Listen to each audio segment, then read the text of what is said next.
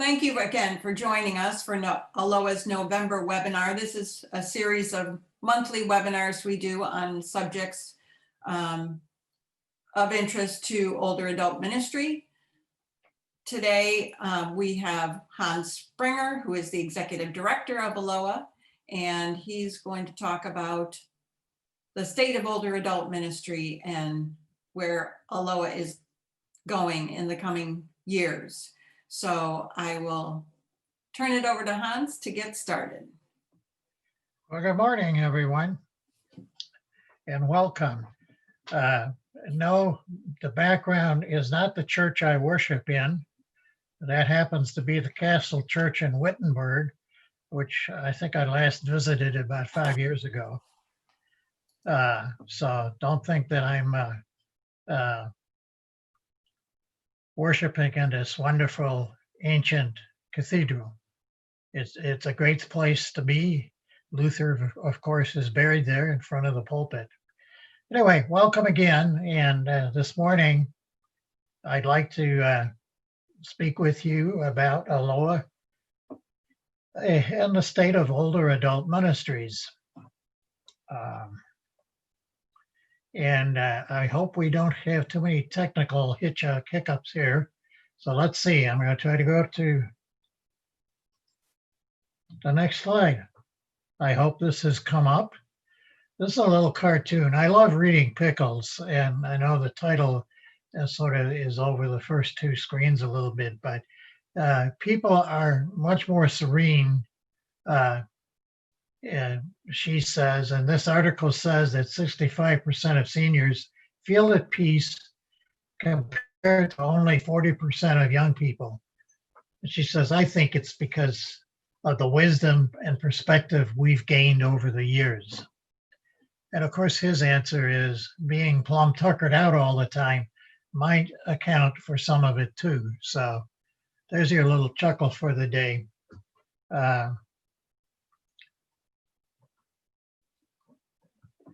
All right, you might ask the question, well, who is this guy, Hans Springer? Well, I've had a 50-year career in the not-for-profit world. I spent my first 10 years or so in hospital administration. Then I spent 20 years in higher education. And then my last 20 years, probably 21 years in denominational church administration. And I used to tell people I was really nothing but a church bureaucrat. I do have a BA in education. I have a Lutheran teacher's diploma. I'm on the commissioned roster of the Lutheran Church Missouri Synod. And I have a master's in not-for-profit management from a great New York institution, the Milano Graduate School at the New School for Social Research in New York City. All right, since April 1, that's kind of when I started, I have been getting acquainted with the older adult world. When I took this position after having been on the board for a year and a half, I was looking forward to many opportunities to get out there and to meet and greet so many of you and others in groups. I had been invited to speak at a number of different places, to go to. Then guess what? We got April 1, we were right at the beginning of COVID-19 and all that it brought to bear. All of a sudden, all of those meetings got canceled or postponed. I think there's only one that I was managed to get on through a Zoom meeting, but it certainly dampened the whole travel schedule. I was so looking forward to a meeting with folks like you and with our board members, and even with Carol, our person in Florida who really runs ALOA on a day-to-day basis. I just haven't been able to do that. Haven't even been able to get across the river to Illinois, where there are groups of senior citizens to get together that I would have loved to have met. But Illinois is much more restrictive than even Missouri. And right now, the restrictions in St. Louis County are pretty strict. So what I've been doing with my time is I do go to a lot of Zoom meetings, and I've been watching a number of webinars. I've managed to click on to some webinars that some of our LCMS districts have done, where I find it's easy, even though I'm based here in St. Louis, I can watch a webinar from California, which at one point had on one of our neighboring pastors here from St. Louis. I said, boy, I have to go all the way to a webinar or a Zoom meeting in California to get to hear what Pastor Clater had to say. And he made some comments about how his congregation was dealing with COVID-19 and that whole situation. And then I've been spending a lot of time reading and gathering information. I actually even watched a defense of a doctoral dissertation where all of the research was related to older adults, which immediately referenced two books, which I had to go out and buy, and which I'm in the process of reading along with a number of others. So I'm still getting a handle on this thing called Older Adult Ministry, Older Adult Organized for Action. As you may know, ALOA is going to celebrate its 30th anniversary this coming year.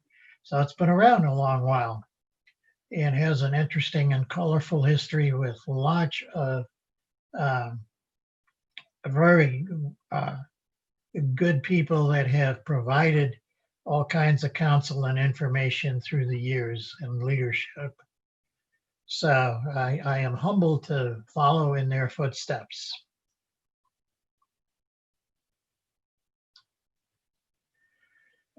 You might be wondering what some of ALOA's plans are, or what I call its challenges. Our two main challenges are to grow our membership base, and that's both individually and among congregations. As you may recall, we are Pan-Lutheran. We are recognized by both of the major church bodies, the LCMS and the ELCA. My experience since I've been doing this and looking at things is that we have a very small base of supporters that needs to grow. And we have a very small group of congregations that we know of that have partnered with us or that are involved in adult ministry. The thing that we want to do more of in the future is to provide support to congregations by providing resources and perhaps providing hands-on support through congregational consultations. And when we talk about hands-on support, it's kind of sitting with congregations, and it could be done electronically, to kind of talk about how they might coordinate their older adult ministries. What I found is that most congregations, whether they know it or not, have some form of older adult ministries. My own congregation, I happen to serve as president of my congregation right now, is, I think, no different than other congregations in that most of the people that are involved, a good percentage, have gray hair. And though younger families are beginning to grow, and they are probably doing some things. When I look around my own congregation, if you would ask our pastor, do we have older adult ministries, he'd think for a minute and say, well, no. And yet he would say, yeah, we do, because we do this Bible class. We have this group go out to dinner once a month, except right now. We've got this going on. We've got that going on. We've got people involved in the quilting group that quilts uh, prayer shawls, and those are all older ladies, except for my wife. She's young. No, not really. She is a senior also. And they've tried to enlist some younger people, but, you know, usually the ladies that serve on the altar guild and other things throughout the congregation, well, those are all part of senior ministry. So in essence, congregations are doing senior ministry, but it may not be organized as well as it could be, or it could not be as extensive as it could be. So those are the plans that we have and the challenges that we see that ALOA has. Now, our current most active project that we are actively involved in is the Congregational Centers for Vital and Resilient Aging program. We've received a grant from the ELCA Lutheran Services for the Elderly Endowment. It's a 3-year grant. We're doing a number of things over the 3 years. Our first year that we're involved with right now, and we got a late start because of COVID, of course, but is the development of an older adult ministry toolkit. And I'll talk about that some more. Year 2, we're going to develop more congregational consultations. And year 3, our hope is to build a cohort group or groups out there of ambassadors or contact people, congregational based for older adult ministry. So that's our newest thing that we're getting involved with. And at this point, I'm going to ask Carol to play this through her system. I want you to view a video from Carolyn Ross, who's our board chair, who's kind of been the pusher behind this project. So, hi, I'm Carolyn Ross, president of ALOA's board of directors. I'm excited to be able to talk with you today. ALOA is dedicated to making an impact on the lives of older adults in our congregations and our communities. We believe that intentional and dynamic ministry by and for older adults is vital to their spiritual, mental, and physical well-being. With this in mind, we are developing the ALOA Congregational Centers for Vital and Resilient Aging program. Our program includes the following components: the ALOA Older Adult Ministry Toolkit, Congregational Consultations, and Congregational Cohort Development. The ALOA board has begun work on the first component of the project, the Older Adult Ministry Toolkit. The toolkit is designed to serve as a guide to congregations in their work with older adults. It is our goal through this program to provide congregations with resources to develop and strengthen intentional older adult ministry.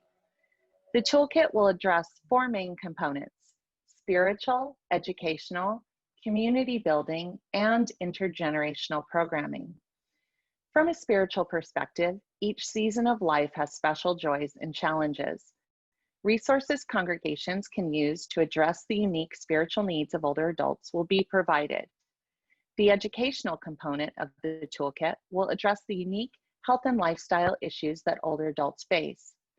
A blueprint for creating programs that encourage collaboration between congregations and community organizations will be developed to address these issues, empowering older adults to age with confidence. Video resources will also be created and made available through the ALOA website to support this important educational work. Many older adults experience social isolation and loneliness, and they suffer from the associated physical and mental health issues. Our program will empower congregations to address this through intentional community building. Resources will be provided for creating community within and between congregations for their older adults. Also included will be resources to encourage intergenerational programming, such as the creation of ALOA Faith Stories. Funding for this new program was provided by the ELCA through the LSA Elderly Endowment Grant Program, and we are grateful for their support. At ALOA, we believe that this program will allow us to further our mission of helping congregations in their work with older adults by providing these practical solutions and resources. Keep checking our website as more information will be added in the coming months. Thank you.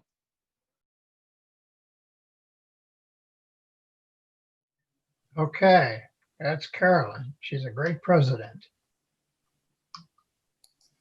So the Congregational Toolkit, there are 4 aspects that our board has been working on, and we're beginning to reach out to others to gather information that deal with the 4 components: the spiritual aspects, educational, social, and intergenerational.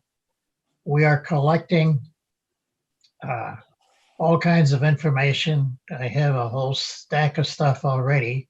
We want to make this thing digital, online, that you'll be able to get to it on the ALOA website, and it'll be a staggered layout so that you won't get each component and everything under that component, but there'll be subcategories, and as you find a topic that you might be interested in, you click on that and get to it. We will have printed versions available, but they'll be limited. And, we see that use more as a reference copy, almost a table of contents than to go and to see. We want it to be not stagnant, but to be dynamic so that we can add things as we get more and more information. So the spiritual aspect, we're looking for resources and materials that help older adult faith and spirituality, which is grounded in a faith life, with narratives, enlivened by sacred space and experience, embodied through vital faith practices, sustained by hope.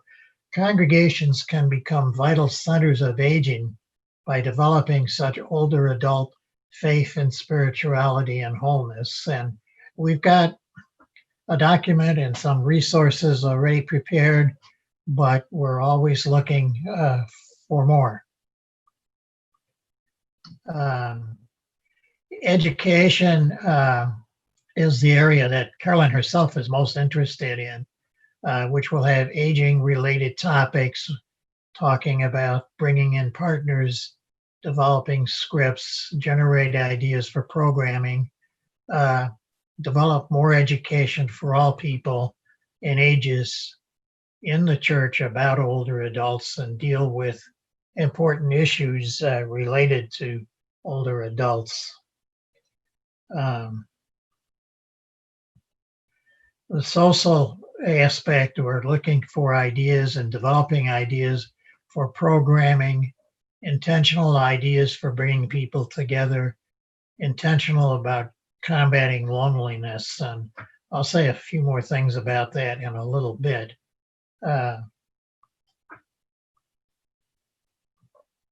then the final one is the intergenerational. We want to have a bank of activities. We have an empowerment model already developed. Certainly faith stories is something that ALOA has had out on its website. We're continuing to develop more of these. One of the things that we've really kind of taken a look at is the whole issue of grandparenting and intergenerational work. And then we've got looking for ways to document events for older adult ministries.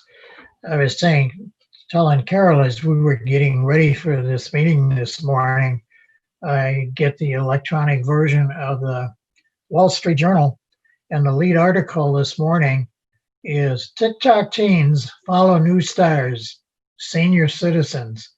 And it talks about senior citizens who are developing and putting videos out there that young people seem to like. And these older, and as you may know, TikTok is more of a thing that young adults or younger people are involved with, in fact, way younger kids in their teens. But I just found it interesting that here in the Wall Street Journal is an article about senior citizens doing all kinds of things, getting it out there on the internet, and have a following that is mainly younger adults. So it was just fascinating to read that this morning. All right, how can you help us in this project? Well, you can provide resource ideas and materials that you may discover in each one of these 4 areas. Our board has done a good job to begin this thing, and we have lots of suggestions, but we need more. And as I said earlier, I have found that there is a lot of stuff going on out there, and that I think older adult ministry is sort of a hidden or secret thing that is going on out in the churches, and lots of stuff happening. We just don't know what they are. And if you run across any idea, and no idea is too stupid to submit, we'll decide if it's going to fit or not. Obviously, there has to be some general editing, but I'd rather get the ideas in and take a look at it down the pike. So no idea or source is out of bounds. We're looking for specific resources, whether it's in print, video, digital, web-based, if you know of a website or run across something, even a chapter in a book that will address one of these topics, please feel free to share that with us. Now, let's talk some more about the COVID-19 pandemic. The number one result for older adults that I've heard, and you've probably heard this too, is loneliness. Folks are out there and they're lonely. One of our board members, Penny Seidel, has done 2 webinar discussions, Zoom discussions with selected older adults, usually about half a dozen people, and we're trying to get her to do some more in January. And the second one that I listened to, I was amazed. 4 of the participants were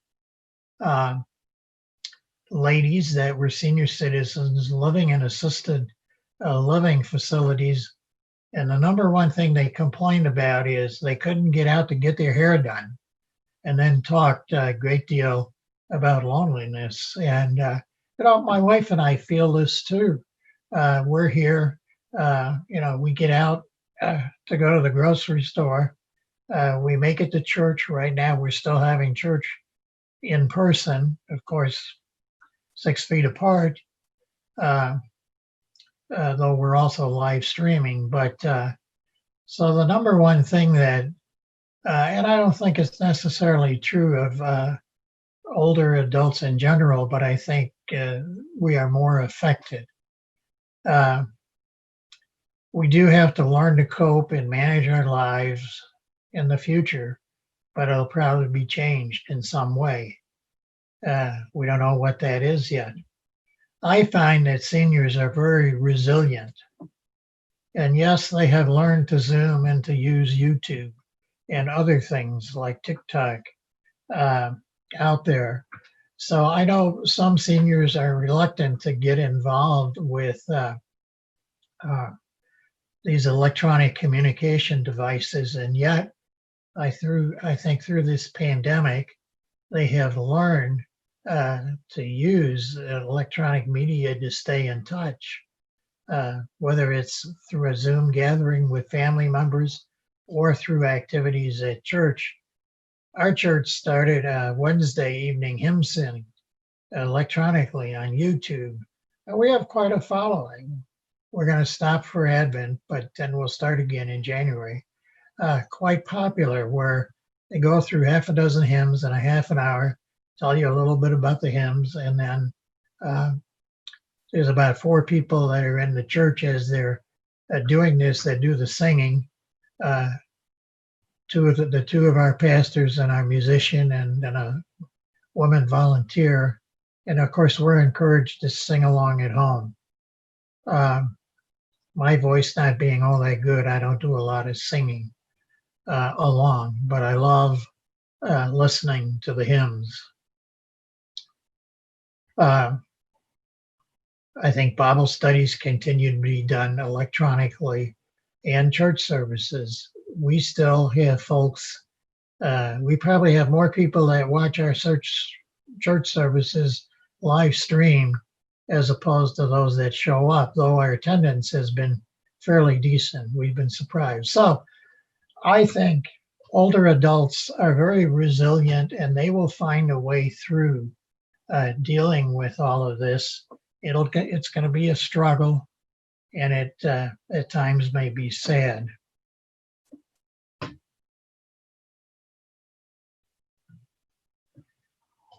One of the things that we're interested in at ALOA is funding older adult ministries. There is very little funding that comes from the church bodies, some from secular organizations when we ask for it. But neither church body, the major church bodies, the ELCA and the LCMS, really has anyone on staff, and this has been true for years, not just because of the pandemic, that is responsible for older adult ministries. It may be stuck away in somebody's bailiwick here or there. And even locally, in the district and synods throughout both church bodies, it's difficult to see. There's some interest, but across the board, both nationally and locally, it's difficult to really see funding coming from there. For ALOA itself, most of its funding comes from congregational budgets, where congregations decide to become a partner with us, and from individuals. Now, the great big secret out there is there are people out there who have the resources that could provide help in sustaining older adult ministry on all levels, nationally, locally, and congregational. The hard part is finding out who they are, and then developing that interest into actual support for not only ALOA's ministry, but for older adult ministries on all levels in the churches. And one of the questions that I've asked, and I know others have too, is where is the future leadership for older adult ministries? None of us is getting any younger.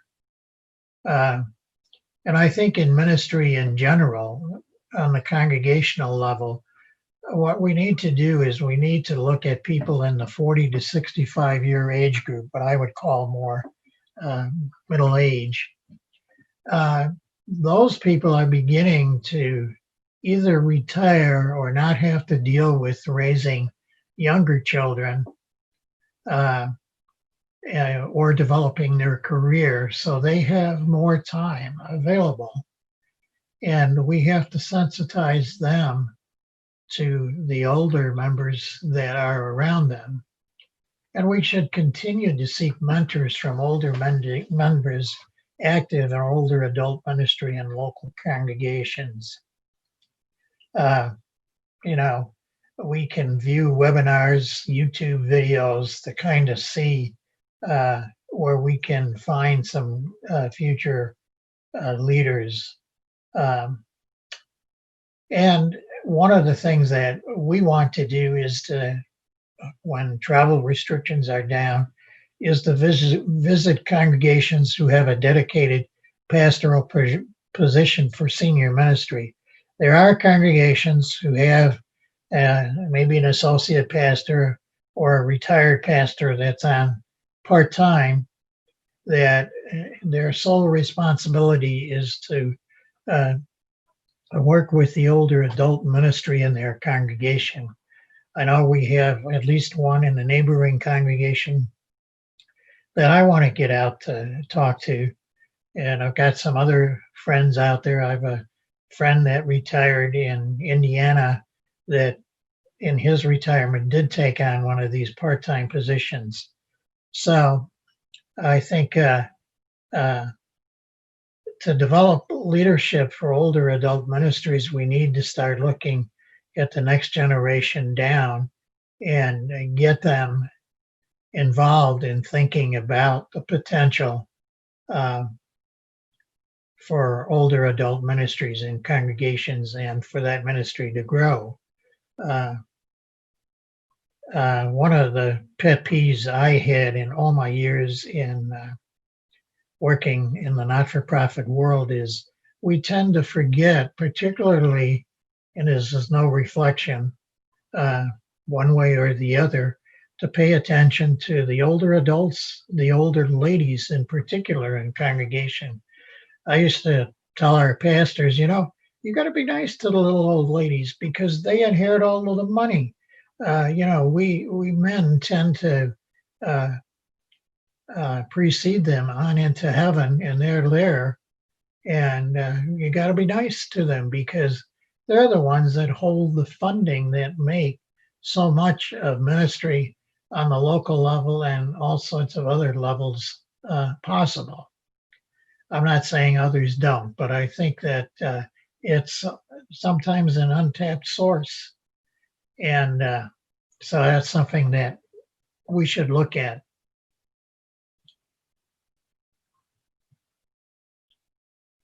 Oops, wrong one. I went in the wrong direction. All right, I'm kind of done. What questions have you got? I hope that you've been able to submit some and that Carol has some. So far, we don't have any questions, but if anyone wants to put a question, has a question they want to put in the Q&A box.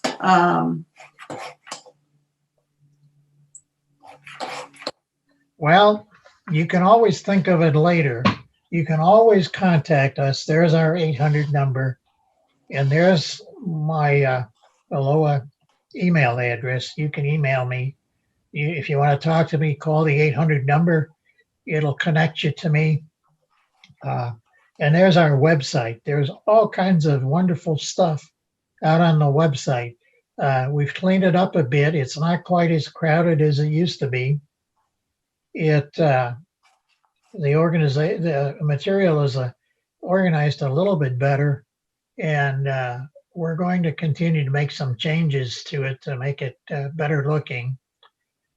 If you haven't looked at the congregational blueprint and its description, that's a wonderful thing that's out there. And certainly our faith stories that are out there are marvelous to watch. This is a project that was started by one of our board members, Mary Mons Simon, a while ago. And she got young people at a congregation in Texas at a Lutheran high school to actually interview seniors, and just to watch some of these videos that are out there is just a neat thing to do. Don't wait for a rainy afternoon. Even on a sunny day, you can go out there and see some sunshine from the witness of some of these older adults. So, all right, I'm getting some questions coming in, Hans. So Good. the first is from Annette, and she says, our church is starting to consider activities in support of seniors. Where should we start? Talk to your pastor, or get an audience with the church council or whatever it's called, or the elders, or speak to them individually. I think is one way of doing it. My guess is that you're probably doing some things that are older adult ministries, but they've not been formed under an umbrella like that. So that'd be my suggestion. The older adult ministry, the blueprint that's on the Aloha website would also be a good place Right. to start. Right. Because it talks about areas that you can start in, and there are some resources attached. The And, next, and with the toolkit, hopefully we'll have lots more resources. yes. Lois is asking, what is the timeline for activities? I'm not quite sure I understand the question. You mean the timeline for ALOA to develop this? It's a 3-year project, and the first year is to develop the toolkit, and then we actually want to get out into congregations and get them to be aware of the fact that it's out there, and start using some of the resources. And then our second year, we'll be working a little bit more closely into actually developing congregational consultations. We talked about that a lot in the past, but as I came on board and looked at whether we had ever done any, I think there was only one that came close to being that kind of a consultation. Now, we don't want to force ourselves on anybody either. We have to be asked. And we don't know everything, which is why we have to depend on getting information from you all. I hope I've answered that adequately.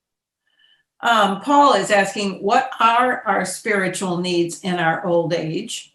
And I'll start a little bit on this one, Paul, by saying I'm hoping that we're going to have a webinar after the first of the year talking about the spiritual resources that are being created for and collected for the toolkit. Right.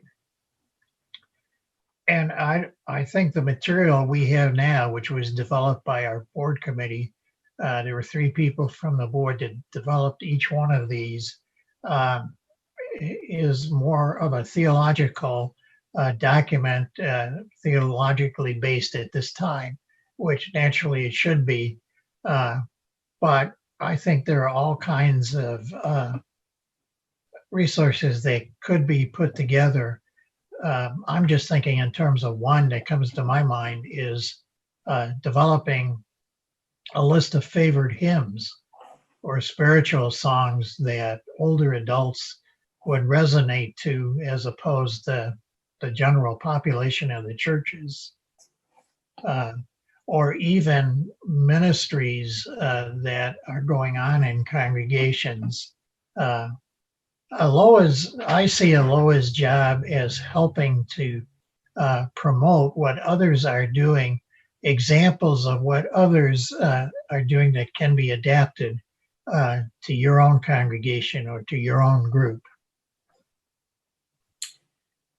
Dennis has a question. Our senior committee is in transition. I'm 66 years old and have stepped into leading our group. Wonderful. How do I deal with the old guard that doesn't want to change? Well, I'm not sure whether the old guard doesn't want to change. Or you may find someone within that group that's a little bit more progressive and that you can deal with one-on-one and begin there. We have a Friday morning men's group at my congregation. It's supposed to be a Bible study group. In fact, right now I'm leading it, and we're going through a program of looking at the New Testament that, quote, we don't know. It's a formal program with a video. But I'll bet we spend the first 20 minutes just kind of jawing about what's on our mind and what's going back and forth and whatnot, kind of thing.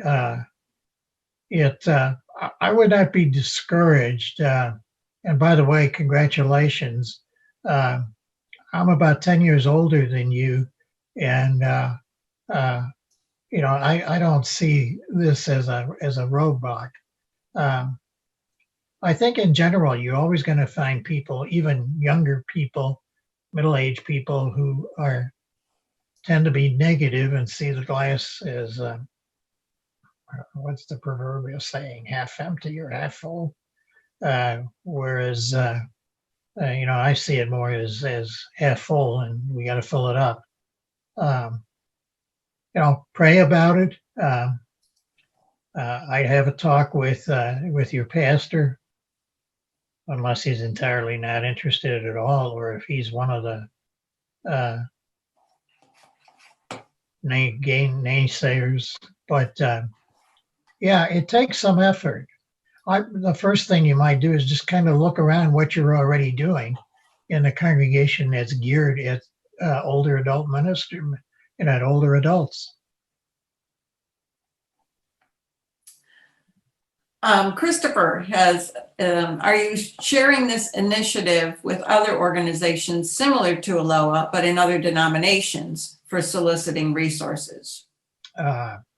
Good question. I think we got enough of a chunk to deal with two major church bodies, and we do reach out to the smaller church bodies, the Wisconsin Synod and the NALC and others, but those are the two major church bodies. One of the things that I found surprising, we just met with somebody from the ELCA leadership last week, is that to their knowledge, and this was a surprise to me, is there wasn't a lot of stuff going on out there. They were looking to us, and they said to us, well, you come and train our congregations how to do it. And so, well, we're still learning how to do that. So we were looking to them to maybe provide some insights as to how to do that. And I didn't hear that. So it's a big challenge. But on the other side, we have looked at what other adult or what other denominations are doing. I recently looked at the Reformed Church in America. Mary Simon of our board, she found this first, the link, and looked on there. They have stuff out there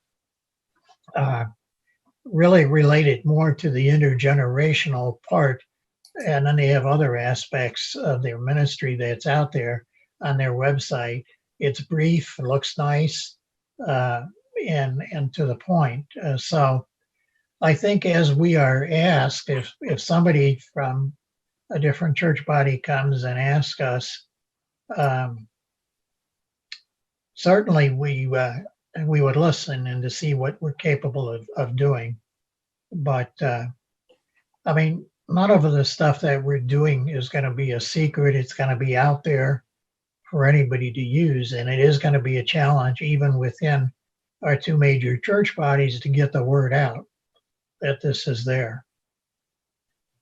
So it's interesting, just a small tale. Recently, I got a phone call from a lady who was really concerned about a sister-in-law who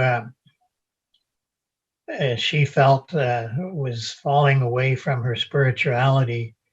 And so I said, well, where's she a member? I'm thinking, well, she's got to be a member of one of the local churches in town. Oh, she's a Jehovah's Witness. I said, well, have you thought about talking to the leaders in her congregation? I don't know if Jehovah's Witnesses have pastors. They must have some sort of leadership to talk to them locally that are members of her cohort that they could maybe deal with. And she said, oh, I never would have thought of that. So, this is how we learn.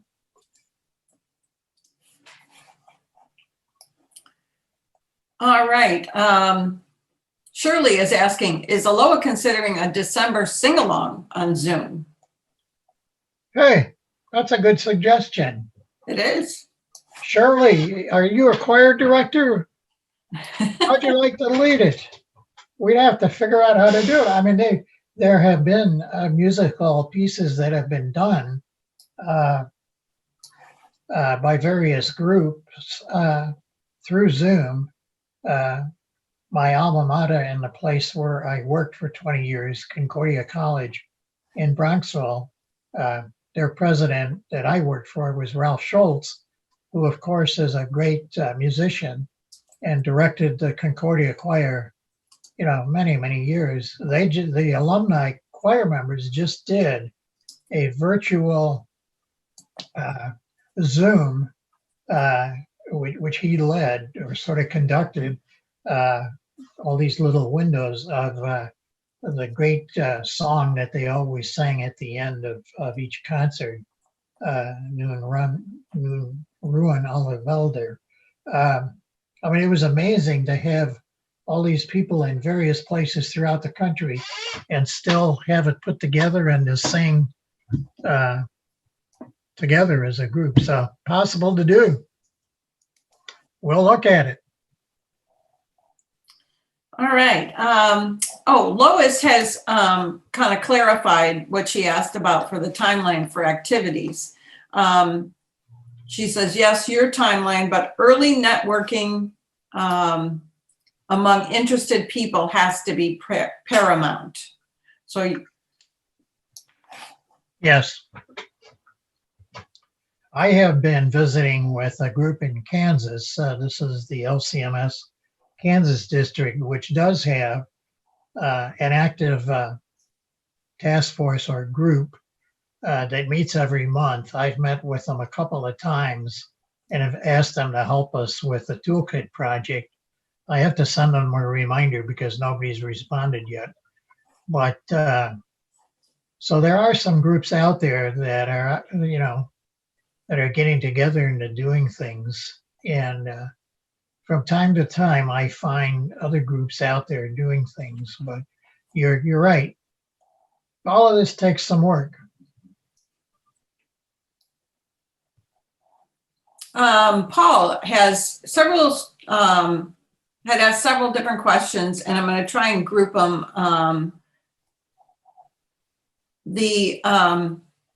How do older adults benefit from storytelling?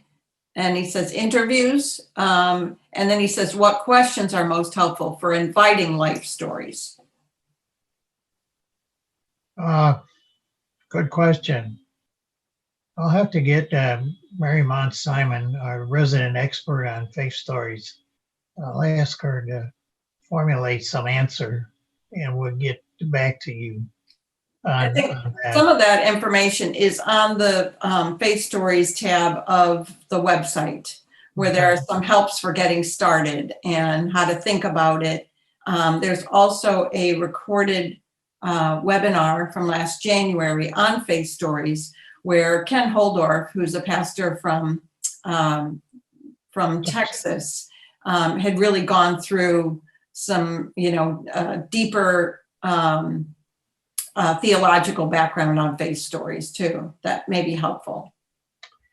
Yeah, he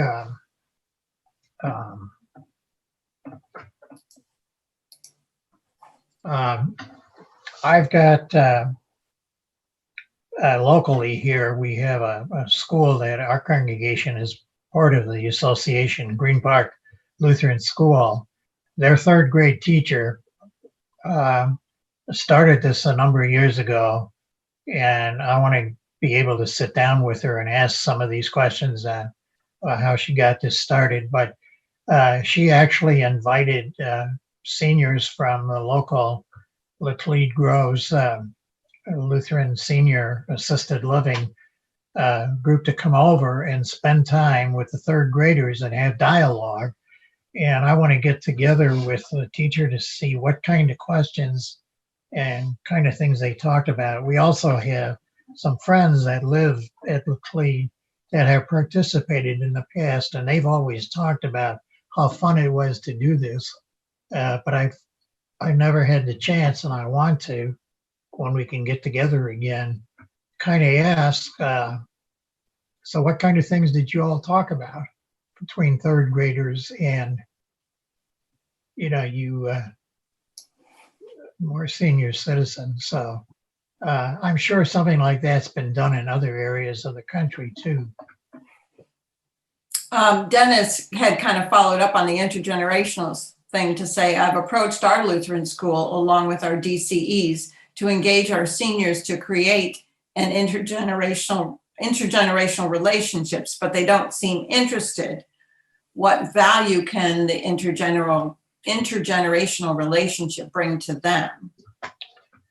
Well, I think the children learn something from older adults, and I think older adults learn a little bit about how children think these days.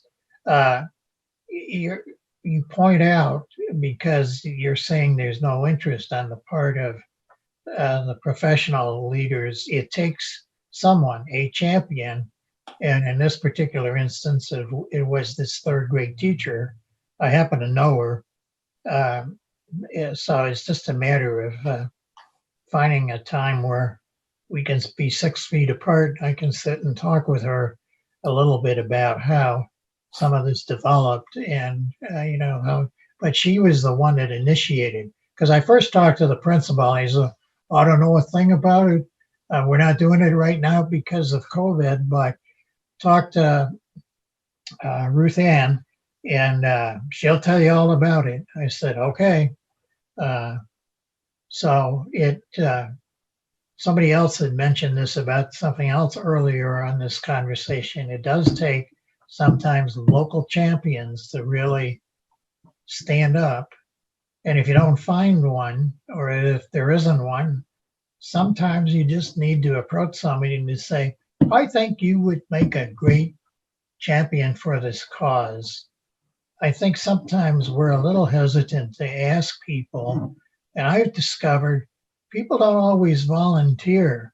You actually have to go up and talk to them and say, I've been observing what you do, and I think you might be very helpful in the congregation getting involved in something like this. So, and that's not necessarily is true for senior citizen groups. It's true for if the congregation wants to take mission trips. I first went on a mission trip years ago to Venezuela because we had somebody local in the congregation whose parent was a missionary down there, and there was the connection there. So they were the champion, and we probably made trips down there 6 years in a row before things got to be really bad. Now we go to Belize.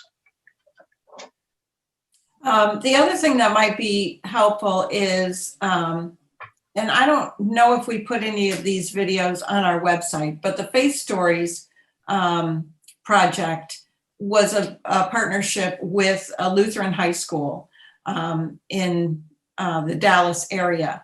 And the video teacher is the one that really, he became one of the champions at the school for it and developed the curriculum. But there were some videos done of the students' reaction to having worked with seniors, and they had to go out and talk to seniors and make presentations to them about Aloha, and that they realized that seniors were much like themselves. And so it really forged some understanding there. I believe that is in part in there's a little documentary video about how those videos were made. And I'll make sure that it's on our website. All right, I see that we're almost out of our time here. I want to thank you for coming today to listen to this presentation. I hope that it's been somewhat helpful.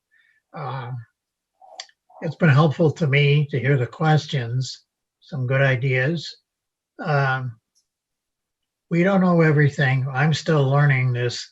As you can see, Carol has been at this a little bit longer and is more familiar with all of our resources that are out there. I'm slowly working my way through the website. Still have quite a ways to go. So I plead a little bit of ignorance on some things, but we're willing to learn. And so again, my contact information was out there. Or if you just want to call sometime and have a brief dialogue, that's okay too. Certainly as you run across ideas, or even challenges, I mean, don't hesitate to reach out. We may not have the answer, but maybe we can help you find it. We did have some more questions from Paul, and I will forward those to you, Hans, and then we can get those answered for him. Okay, great. So thank Wonderful. you, everyone, for joining us today. And we will put the information from here on our website, on the archive page for this webinar, as well as the recording of this webinar.